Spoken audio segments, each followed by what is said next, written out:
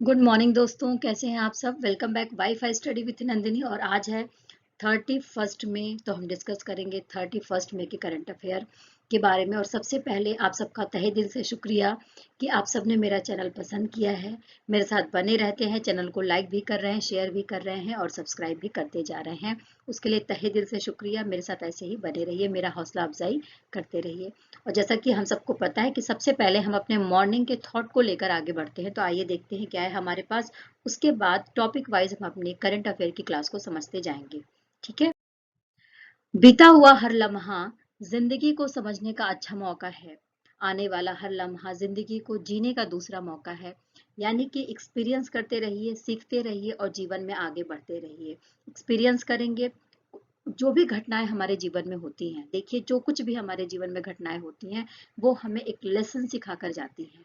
अगर हम समझदार हैं तो उस लेसन से हम सीख जाएंगे और जिंदगी में सफल होने के लिए कोशिशें करते रहेंगे, आगे बढ़ते रहेंगे और नेगेटिव चीजों को अपने जीवन से निकालते रहेंगे, पॉजिटिविटी को आकर्षित करते रहेंगे, अट्रैक्ट करते रहेंगे। इन्हीं विचारधाराओं के साथ में जिंदगी बहुत खूबसूरत है दोस्तों। इसको जिंदा दिली के साथ जीना है, इसको खुश होकर जीना है, पॉजिटिव होकर जीना है और ऐसे ही सफल होते जाना है। तो चलिए स्टार्ट करते हैं इस बहुत ही खूबसूरत खूबसूरत विचारधारा के साथ में आज की अपनी क्लास को। सबसे फर्स्ट देखो, जो हम बात कर रहे हैं, वर्ल्ड नो टोबैको डे, यानी वर्ल्ड नो टोबैको डे यानी विश्व तंबाकू निषेध दिवस के बारे में बात कर रहे हैं, जो हर साल 31 मई को मनाया जाता है WHO के द्वारा, यानी विश्व स्वास्थ्य संगठन के द्वारा, वर्ल्ड हेल्थ ऑर्गेनाइजेशन के द्वारा।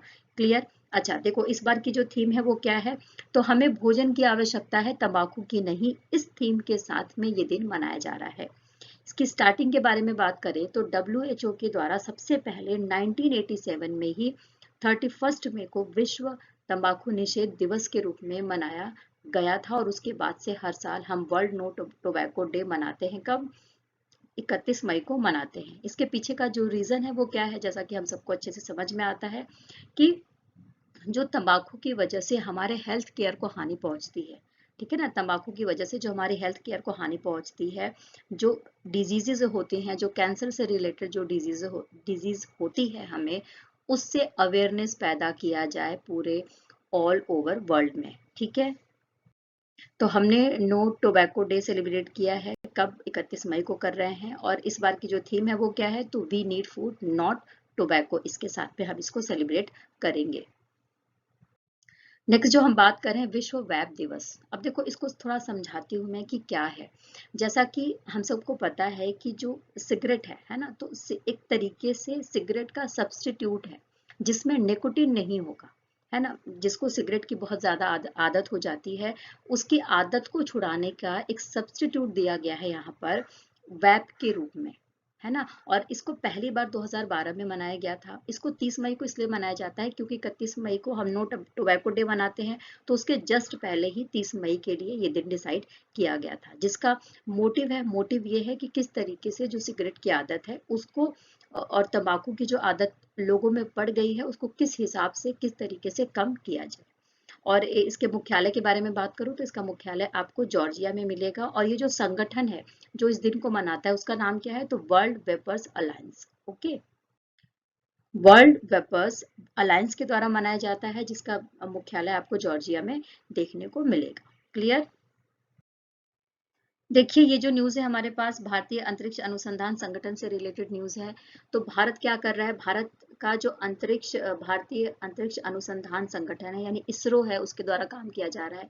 एक मिशन चलाया जा रहा है। इस मिशन का नाम क्या है? मिशन का नाम है एक्स-रे पोलारीमीटर सैटेलाइट मिशन। ठीक है। और साथ में मैं आपको बता दूं कि भारत से पहले नासा ने ये मिशन चलाया था 2021 में। और भारत दुनिया का ऐसा दूसरा देश हो गया है जिसने इस तरीके का मिशन चलाया है। इसरो और जो बेंगलुरु में रमन रिसर्च इंस्टीट्यूट है, ये दोनों मिलकर इस मिशन के ऊपर काम करेंगे। जो एक्सरे पोलारीमीटर सैटेलाइट है उसको विकसित करने का काम करेंगे और उसको लॉन्च करने का काम करेंगे। पहली चीज ये हो गई। दूसरा, हमने ये देख लिया कि भारत दुनिया का दूसरा देश हो गया है।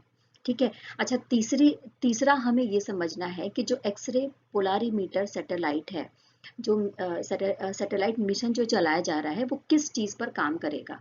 तो देखो, जब हम अंतरिक्ष का अध्ययन करते हैं तो हम सितारे देखते हैं, हम ब्लैक होल के बारे में पढ़ते हैं, हम कहते हैं कि बहुत सारे ऐसे ही सौर मंडल होंगे, बहुत सारे खगोलीय पिंड हैं, तो उनसे रेजेस निकलती हैं, एक्सरे रेजेस निकलती हैं। तो ये मिशन स्पेशली उन रेजेस के ऊपर है, उन जो जो एक्सरे रेजेस निकल रही हैं उनके ऊपर, अध्ययन के ऊपर है। ठीक है, क्लियर हो गया आपको? इसरो के बारे में बात करेंगे तो जैसा कि हम सब हमेशा ही बात करते हैं, देखो मेरे पास जो न्यूज़ होती है करंट अफेयर के साथ साथ में जो स्टैटिक जीके होती है वो भी होती है। तो इसरो से रिलेटेड अगर हम बात करें तो इसको स्टैब्लिश कब किया गया था? 15 अगस्त 1969 को करा गया था। फाउंडर इसके विक्रम साराभाई हैं। इसका हेडक्वार्टर बेंगलुरु में देखने को मिलेगा। और अभी प्रेजेंट में इसके चेयरमैन कौन है? तो एस सोमनाथ हैं। और हम सबको अच्छे से पता है कि जो इसरो है वो अपने सारे जो लॉन्चिंग करता है वो कहाँ से करता है? तो आंध्र प्रदेश का जो श्रीहरिकोटा है वहां का सतीश धवन स्पेस सेंटर है, वहां से करता है। क्लियर? अब जो न्यूज़ है हमारे पास, इसरो के अध्यक्ष एस सोमनाथ ने ये बोला है कि जो चंद्रयान थर्ड है, कौन सा? जो चंद्रयान थर्ड है उसको अब जुलाई में लॉन्च किया जाएगा। कब लॉन्च किया जाएगा? जुलाई में लॉन्च किया जाएगा। देखो, अच्छा, अभी हमने कल की न्यूज में क्या पढ़ा कि जो NS-1 है, NS-1 को अभी लॉन्च किया गया था इसरो के द्वारा। ठीक है, कल ही इसकी लॉन्चिंग हुई थी, सॉरी 29 मई को, कल नहीं 29 मई को इसकी लॉन्चिंग हुई थी। और कल की न्यूज में हमने इसको कवर करा था। और जब इसकी NSV-01 को जब लॉन्च किया गया तो इस अवसर पर ही जो एस सोमनाथ हैं, अध्यक्ष हैं जो इसरो के, उन्होंने बोला कि जो चंद्रयान थर्ड है उसकी लॉन्चिंग करी जाएगी। कब? जुलाई में करी जाएगी। और इसका जो मेन मोटिव है, इसका जो मोटिव क्या है? तो चंद्रमा के स्ट्रक्चर को समझना है। और साथ में ही जो चंद्रमा पर ये कहा जा रहा है कि वहां पर पानी के अणु मिले थे, तो जो पानी के अणु मिले थे ना, तो इसका मतलब ये है कि वहां पर पानी भी होगा। तो इसकी जांच के लिए जा रहा है। अगर इसमें देखोगे, इस उपग्रह को आप देखोगे तो इसमें आपको जो चीजें मिलेंगी, जो मोस्ट इंपॉर्टेंट चीजें हैं, तो 3 चीजें इसमें जो इसके घटक हैं, कंपोनेंट हैं, वो कौन से हैं? तो जो लैंडर मॉड्यूल है, एक प्रणोदन मॉड्यूल है और एक रोवर है। इन तीनों के साथ में चंद्रयान थर्ड को लॉन्च किया जाएगा। क्लियर हो गया? आओ अब चंद्रयान फर्स्ट के बारे में भी बात कर लेते हैं, क्योंकि चंद्रयान थर्ड जब हम लॉन्च करने की बात कर रहे हैं तो इसका मतलब है कि हमने चंद्रयान फर्स्ट और चंद्रयान सेकंड भी लॉन्च करा हुआ है। तो देखो, जब चंद्रयान फर्स्ट के बारे में बात करेंगे तो इसकी लॉन्चिंग करी गई थी अक्टूबर 2008 में। ठीक है, और भारत का पहला चंद्रयान मिशन था, यानी एक तरीके से मैं कहूँ कि चंद्रमा की जांच के लिए उपग्रह भेजा गया था भारत के द्वारा। चंद्रयान फर्स्ट के बारे में बात करेंगे तो इसके दो कंपोनेंट थे। एक लूनर ऑर्बिटर था और दूसरा था एक इम्पैक्टर। ठीक है, ये 2 कंपोनेंट थे।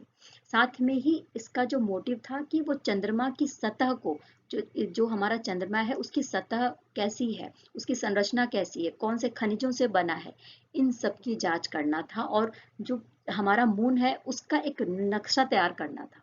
इस उद्देश्य से इसको भेजा गया था। और वहां पर पाया गया कि वहां पर पानी के अणुओं की कुछ बूंदें मिली थी, जिससे ये कहा जाता है कि चंद्रमा पर शायद पानी हो। क्लियर? चंद्रयान 2 के बारे में भी बात कर लेते हैं, जिसको लॉन्च किया गया था 22 जुलाई को 2019 में। ठीक है, कहाँ से? सतीश धवन अंतरिक्ष केंद्र से। लेकिन इसको लॉन्च कर दिया गया था, और लेकिन ये लॉन्च करने के बाद भी कुछ सॉफ्टवेयर में प्रॉब्लम आई थी, जिसकी वजह से ये दुर्घटनाग्रस्त हो गया था। यानी ये पहुंच नहीं पाया था, वहां तक, चंद्रमा तक नहीं पहुंच पाया था। इसके घटक के बारे में या कंपोनेंट के बारे में बात करें कि ये जो सैटेलाइट बना था वो किन चीजों से मिलकर बना था, तो इसमें भी लूनर ऑर्बिटर था, विक्रम लैंडर था और प्रज्ञान रोवर था, जिससे मिलकर ये बना था। क्लियर? आइए बात करते हैं चाइना के बारे में। चाइना के बारे में बात करते हुए मैं आपको बता दूं कि चाइना का एक अंतरिक्ष स्टेशन है, जिसका नाम क्या है? जिसका नाम है तियांगगोंग। क्या नाम है? देखो, तियांगगोंग नाम है। ओके, अच्छा, इसी अंतरिक्ष स्टेशन पर चाइना ने 30 मई को एक नागरिक सहित 3 अंतरिक्ष यात्रियों को लॉन्च किया है शेन झाओ 16 पर। शेन झाओ 16 तियांगगोंग के लिए पहला मिशन चलाया गया है, और जिस पर आप देखेंगे तो चाइना का एक नागरिक है और 3 अंतरिक्ष यात्री हैं। जो शेन झाओ 16 चालक दल है उसको लॉन्ग मार्च 2F रॉकेट पर लॉन्च किया गया था, और जो चाइना का समय है यानी 9:31 ठीक है। और साथ में ही चीन में जुक्वान सैटेलाइट लॉन्च सेंटर से इसको लॉन्च किया गया था। ये एक न्यूज़ आई है हमारे पास जो चाइना के उस ग्रोथ को बता रही है जो स्पेस सेंटर से रिलेटेड काम करता है। साथ में आपको मैं ये भी बता दूं कि चाइना 2003 में ऐसा पहला देश बन गया जिसने अंतरिक्ष मिशन के लिए अपने ही द्वारा निर्मित अंतरिक्ष जो भी मटेरियल है उसका प्रयोग करते हुए सोवियत संघ और अमेरिका के बाद तीसरा देश बन गया था जिसने अंतरिक्ष मिशन के लिए मानव युक्त अंतरिक्ष मिशन करा था, यानी मानव को भेजकर अंतरिक्ष मिशन करा था।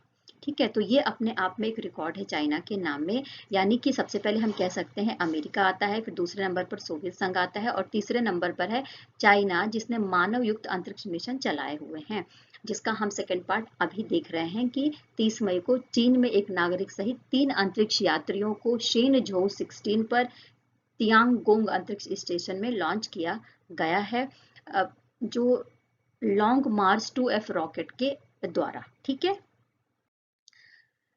In China of 30th May, 3 astronauts, including a civilian, were launched on Shenzhou 16 to the Tiangong space station. और साथ में मैं बता दूं कि यूनिवर्सिटी के जो बेहांग यूनिवर्सिटी है उसके एक प्रोफेसर हैं गुई हिजाओ, उनको भी लॉन्च किया गया है, यानी वो भी गए हैं इस अंतरिक्ष स्टेशन पर चाइना के द्वारा, चाइना की तरफ से। क्लियर।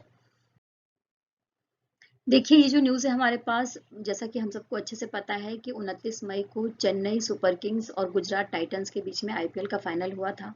तो इसमें जो गुजरात टाइटंस को 5 विकेट से हराया चेन्नई सुपर किंग्स ने, और उसके बाद आईपीएल का खिताब जीत लिया है। और ये चेन्नई सुपर किंग्स का 5वें नंबर का खिताब है। किस नंबर का खिताब है?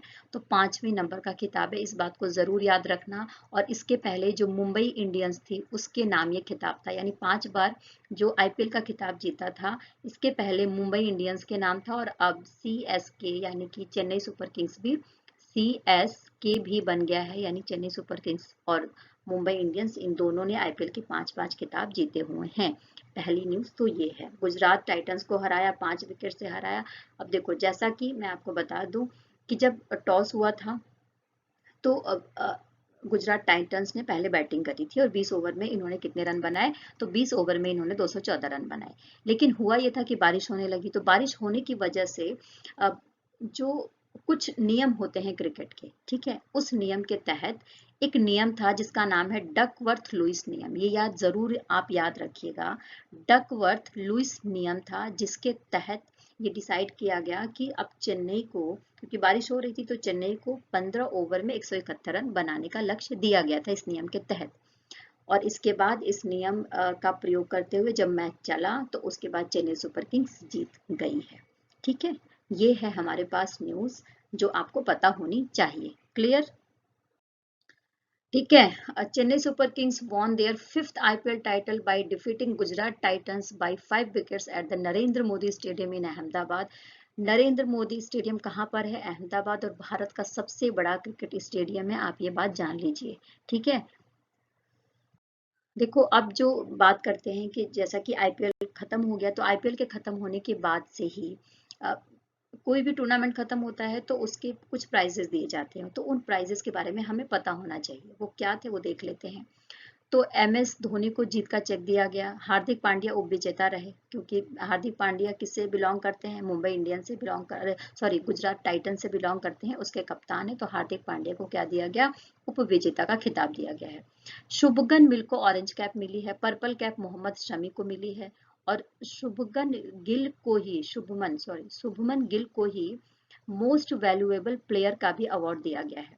इसके अलावा डेवोन कॉनवे को प्लेयर ऑफ द मैच का अवार्ड दिया गया है।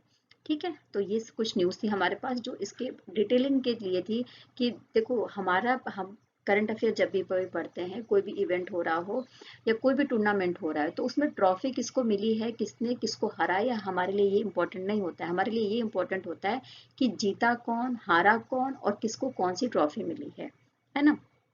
तो ये सारी जानकारी यहाँ पर आपको मिल जाएगी। ठीक है, अच्छा अब बात करते हैं काठमांडू के बारे में। काठमांडू में महिला वॉलीबॉल चैलेंज कप हो रहा था। ठीक है, महिला वॉलीबॉल चैलेंज कप हो रहा था जिसको बोलते हैं एनएससी कावा।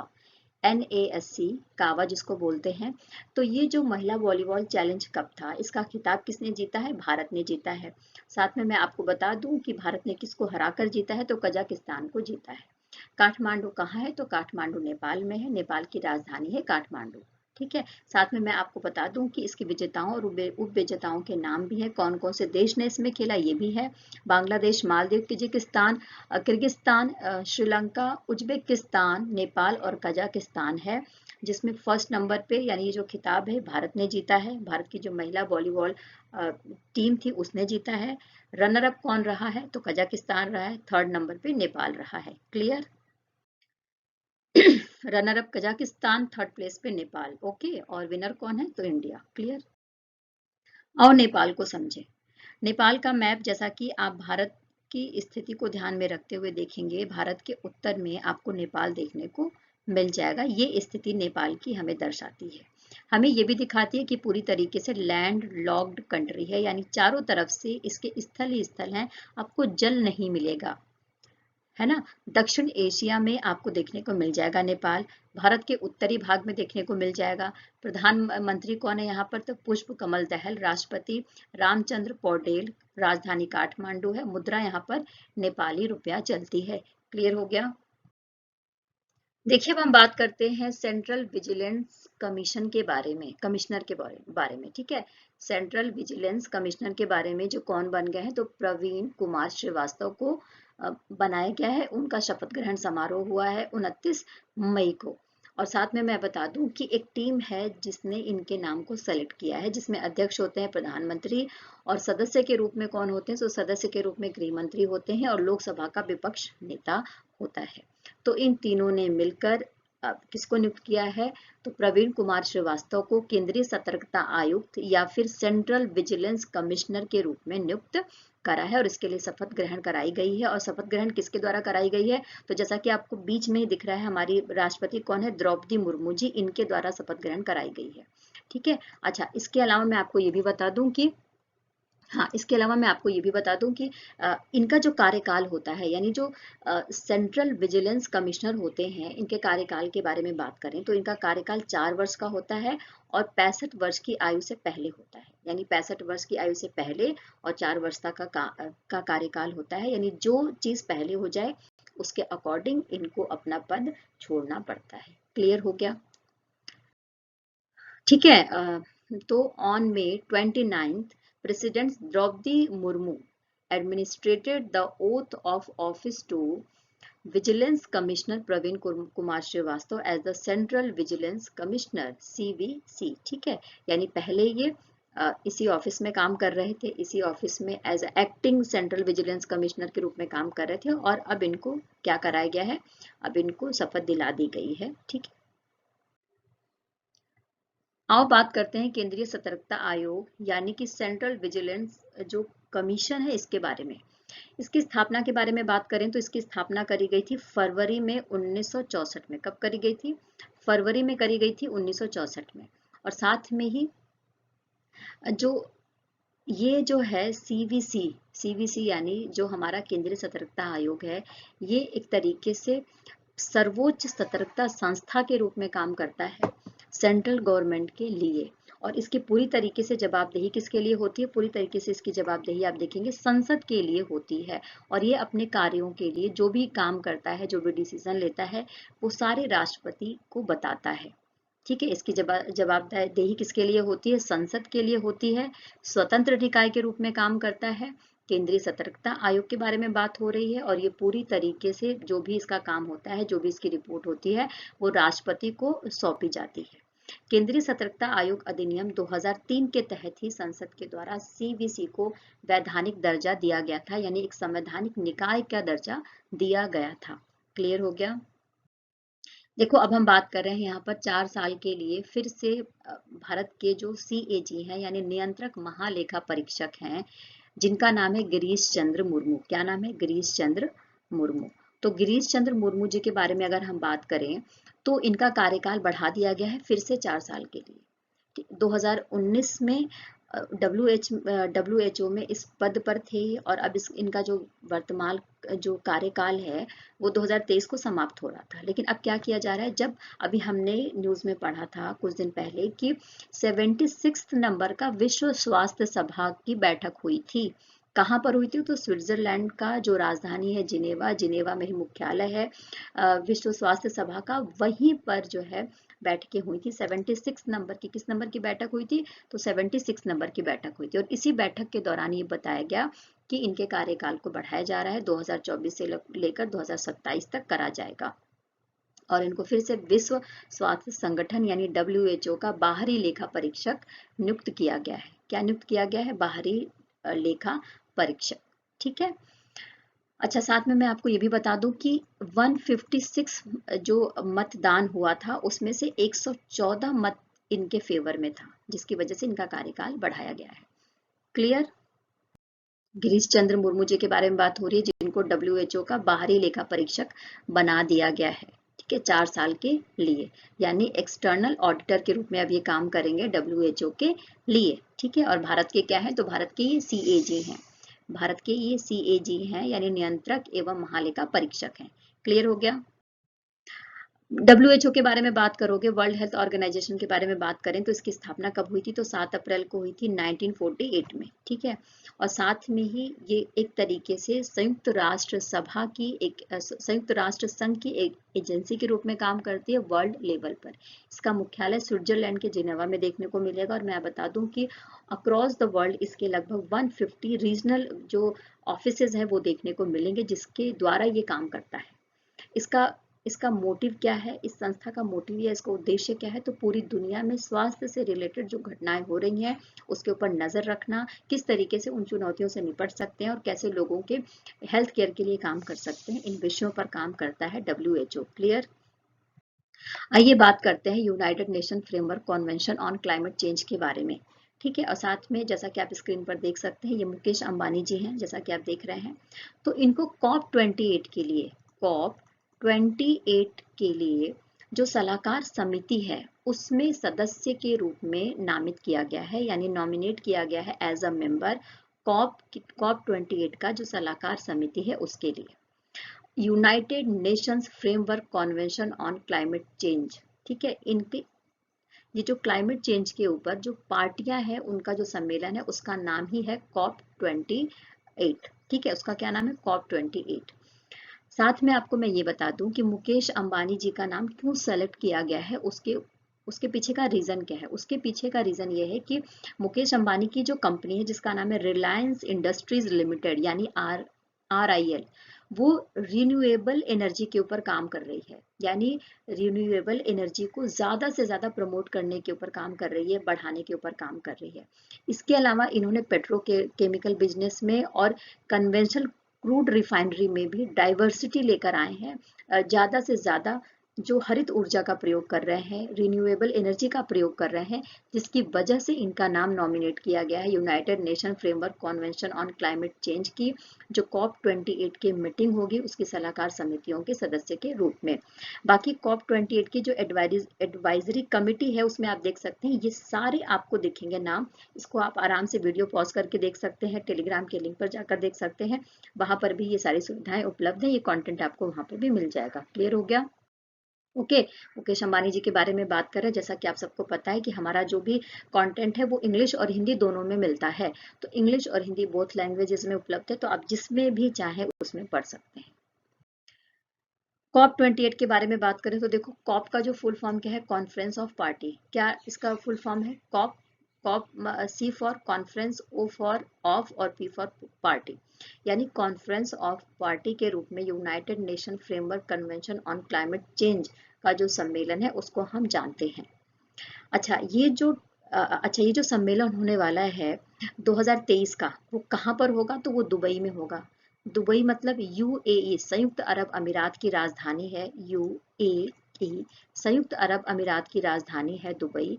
वहां पर की राजधानी है दुबई। वहां पर कब होगा? 30 नवंबर से लेकर 30 नवंबर से लेकर 12 दिसंबर के बीच में ये सम्मेलन होने वाला है। ठीक है, ये मीटिंग होने वाली है। क्लियर हो गया। और साथ ही इस समिति में कितने सदस्य हैं, तो इस समिति में 31 सदस्य हैं जो क्लाइमेट एक्सपर्ट के रूप में काम करेंगे। अच्छा, ये जो COP28 है ये क्या करता है, तो देखो जो 6 महाद्वीप हैं पूरी दुनिया में, जो 6 कॉन्टिनेंट है, उनके ऊपर जो क्लाइमेट गतिविधियां हो रही हैं उसके ऊपर ये बात करता है, उसके लिए पॉलिसी बनाता है, कैसे काम कराना है, किस तरीके से किया जा सकता है, किसको शामिल किया जाएगा। इन सब विषयों को लेकर COP28 की मीटिंग होती है। हर साल ये मीटिंग कराई जाती है, मैं आपको बता दूं। तो 2023 की जो मीटिंग होगी 30 नवंबर से लेकर 12 दिसंबर के बीच में होगी, यूएई की राजधानी दुबई में होगी। ठीक है, आइए बात करते हैं चंडीगढ़ के बारे में। जैसा कि हम सबको पता है कि चंडीगढ़ पंजाब और हरियाणा की संयुक्त रूप से राजधानी है। क्लियर है। तो चंडीगढ़ का जो पशुपालन और मत्स्य पालन डिपार्टमेंट है उसको स्कोच सिल्वर अवार्ड 2023 दिया गया है। स्कोच सिल्वर अवार्ड 2023 दिया गया है चंडीगढ़ का पशुपालन और मत्स्य पालन विभाग डिपार्टमेंट को। क्यों दिया गया है, इसके पीछे का कारण ये है कि इन्होंने डिजिटली काम करा है, कंप्यूटरीकरण करा है। किस लिए, पशुधन के मेडिकल के लिए। जैसा कि डिपार्टमेंट ही समझ में आ रहा है कि पशुपालन और मत्स्य पालन से रिलेटेड है, तो ये काम की जो भी मेडिकल सुविधाएं हैं इनका मेडिकल रिकॉर्ड रखा गया है पशुओं का, और जो भी काम किया गया है वो डिजिटली किया गया है, कंप्यूटरीकरण किया गया है अपने काम का, जो पशुधन से रिलेटेड जो मेडिकल फैसिलिटीज है उसके रिगार्डिंग। तो इसके लिए ही चंडीगढ़ का जो डिपार्टमेंट है पशुपालन और मत्स्य पालन विभाग, उसको स्कोच सिल्वर अवार्ड दिया गया है। और ये अवार्ड उस डिपार्टमेंट को दिया जाता है जो प्रशासन के क्षेत्र में यानी एडमिनिस्ट्रेशन के क्षेत्र में कुछ इनोवेटिव काम करते हैं, नए आइडियाज लेकर आते हैं, नए तरीके से काम करते हैं और नई टेक्निक का उपयोग करते हैं। क्लियर हो गया आपको। देखिए, बात कर रहे हैं हम यहाँ पर, जैसा कि चंडीगढ़ का जो डिपार्टमेंट है पशुपालन और मत्स्य पालन डिपार्टमेंट, उसको क्या मिला है, तो स्कोच सिल्वर अवार्ड 2023 मिला है। ठीक है, देखिए जो न्यूज़ है हमारे पास वो श्रीलंका से रिलेटेड है। जैसा कि हम सबको पता ही है कि श्रीलंका में इकोनॉमी जो क्राइसिस है वो आ चुकी है, इकोनॉमिकल ग्रोथ उसकी रुक सी गई है और पूरी दुनिया उसकी इकोनॉमिकल कंडीशन को लेकर परेशान है। इसके लिए भारत ने श्रीलंका को 4 बिलियन अमेरिकी डॉलर, देखो 4 बिलियन अमेरिकी डॉलर कम नहीं होता है, तो इसका व्यापक पैकेज दिया हुआ है भारत ने।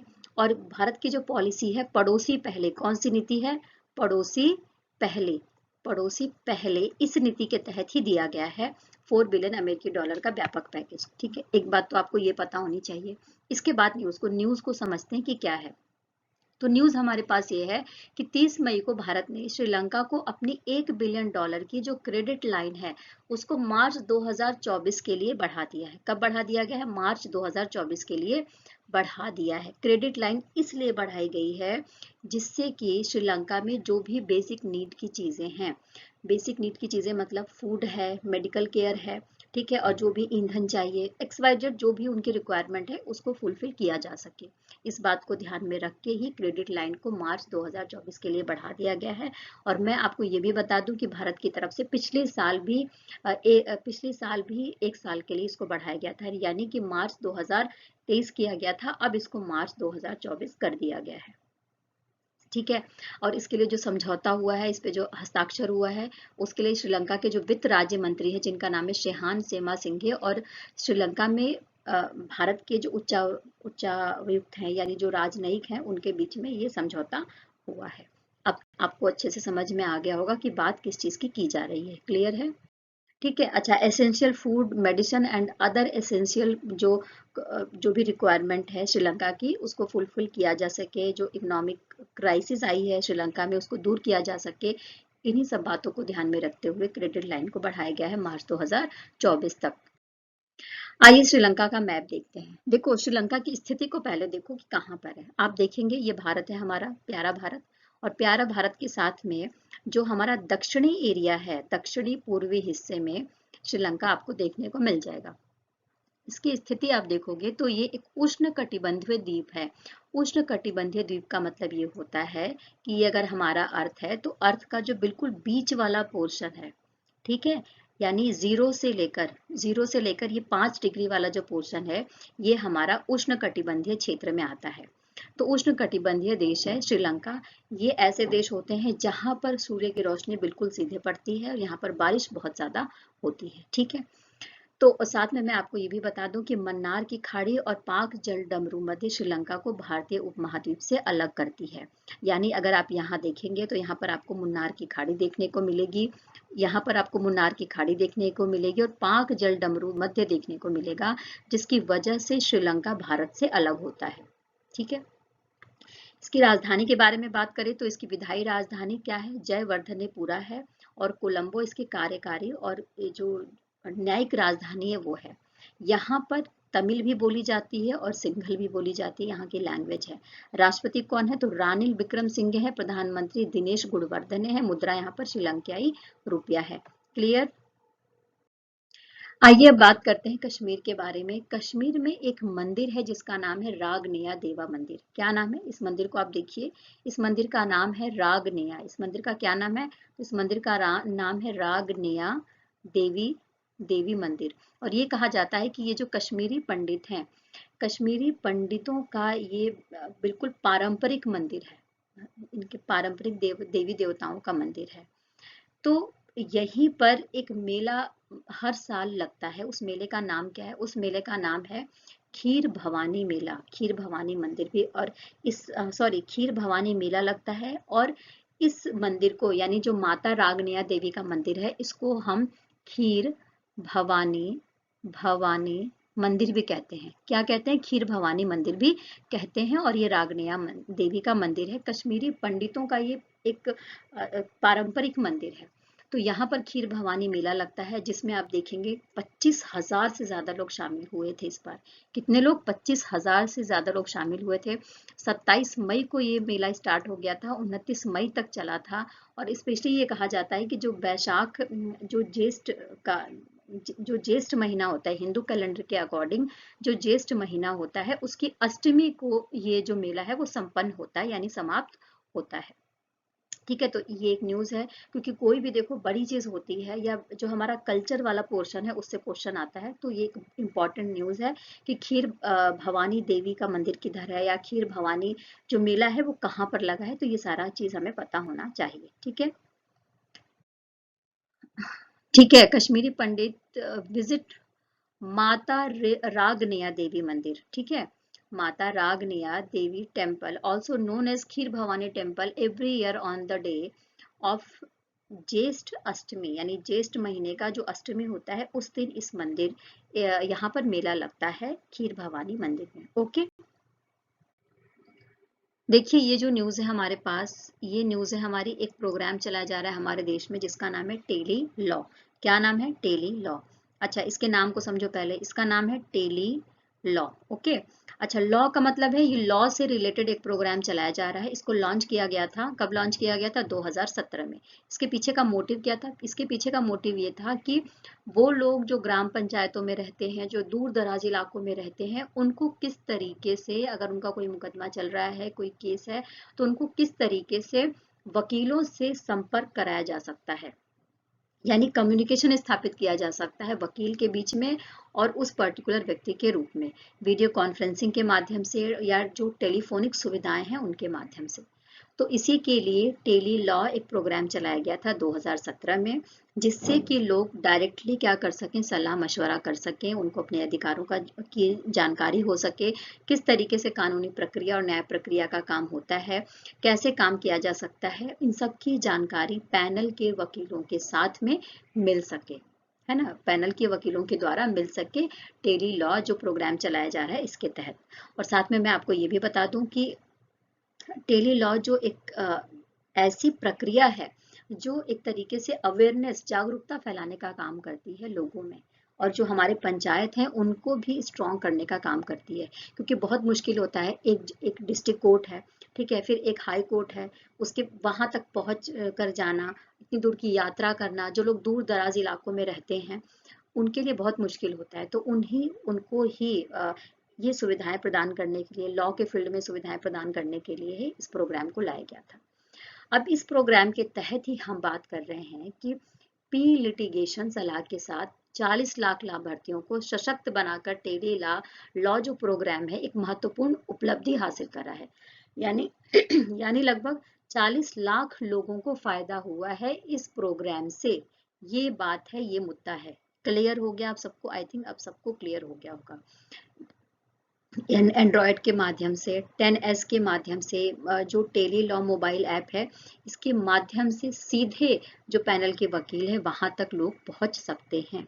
ठीक है, ये बात समझने वाली है। शायद आपको मैं समझा पाई होंगी और समझ में आ भी गया होगा। क्लियर? ठीक है, तो हम सबको जैसे समझ में आ गया कि टेली लॉ प्रोग्राम था, उसको लॉन्च कब करा गया था? 2017 में। कब लॉन्च किया गया था?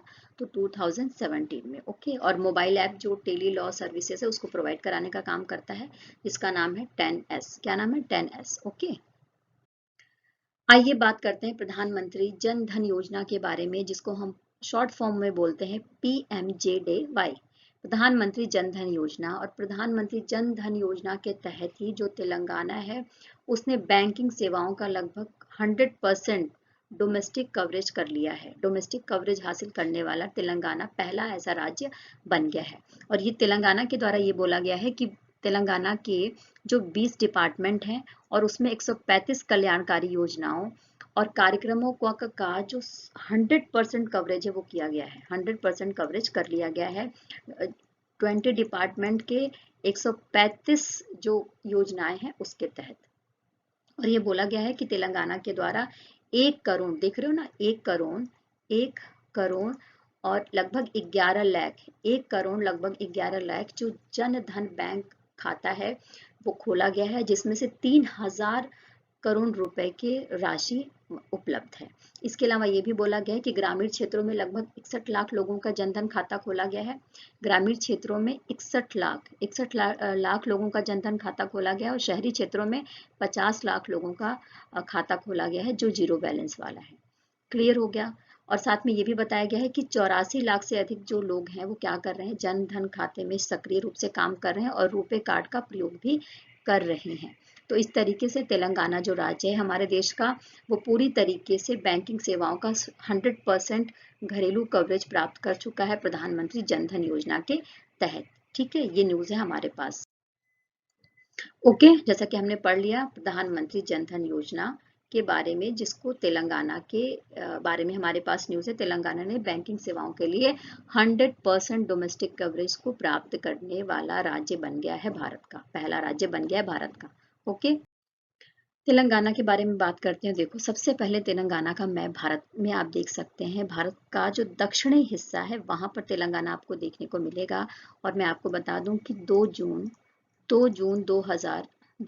2014 को तेलंगाना अलग हो गया था। किससे? आंध्र प्रदेश से। आंध्र प्रदेश से अलग होकर तेलंगाना एक अलग राज्य बना था। और इसकी राजधानी क्या है? तो इसकी राजधानी है हैदराबाद। क्या राजधानी है? हैदराबाद है। और साथ में मैं आपको ये भी बता दूं कि यहाँ पर 33 जिले हैं। 2019 में ये डिसाइड किया गया था कि यहाँ पर 33 जिले हैं। साथ में यहाँ पर अगर हम राज्यपाल के बारे में बात करें तो राज्यपाल का नाम क्या है? तिमिल-साई सौंदरराजन। क्या नाम है? तिमिल-साई सौंदरराजन। इसके अलावा जो आंध्र प्रदेश है, सॉरी, जो तेलंगाना है, अगर इसके क्षेत्रफल के बारे में बात करोगे तो अगर क्षेत्रफल की दृष्टि से देखा जाए तो भारत का 11वें नंबर का राज्य है ये। मुख्यमंत्री के चंद्रशेखर राव हैं। यहाँ पर जो विधान परिषद है उसमें 40 सीटें हैं। विधानसभा में 111 सीटें हैं, यानी द्विसदनीय व्यवस्था है यहाँ पर, क्योंकि विधान परिषद और विधानसभा दोनों हमें देखने को मिल रही है। याद रखिएगा, क्वेश्चन आ जाता है कि वो कौन से स्टेट हैं जहां पर विधान परिषद और विधानसभा दोनों हैं। ठीक है, राज्यसभा के लिए यहाँ से 7 सीटें जाती हैं और लोकसभा से यहाँ के लिए 17 सीटें जाती हैं। तो ये न्यूज़ है हमारे पास स्ट्रेटेजिक जीके के लिए तेलंगाना से रिलेटेड। क्लियर? इस सेशन में इतना ही। कल फिर मिलेंगे नए करंट अफेयर के साथ में, 1 जून के करंट अफेयर के साथ में, क्योंकि कल नया महीना शुरू हो रहा है तो निश्चित ही नई एनर्जी के साथ में मिलेंगे, पॉजिटिव एटीट्यूड के साथ में मिलेंगे। प्लीज़ मेरे साथ बने रहिए, चैनल को लाइक करते रहिए, शेयर करते रहिए और सब्सक्राइब ज़रूर कर लीजिए, बेल आइकन प्रेस कर लीजिए, जिससे कि नोटिफिकेशन आपको डे बाय डे मिलता रहे। और जैसा कि आपको पता है कि टेलीग्राम के लिंक पर जब आप विजिट करोगे तो वहाँ पर कंटेंट मिल जाएगा आपको, इंग्लिश और हिंदी बोथ लैंग्वेजेस में मिल जाएगा।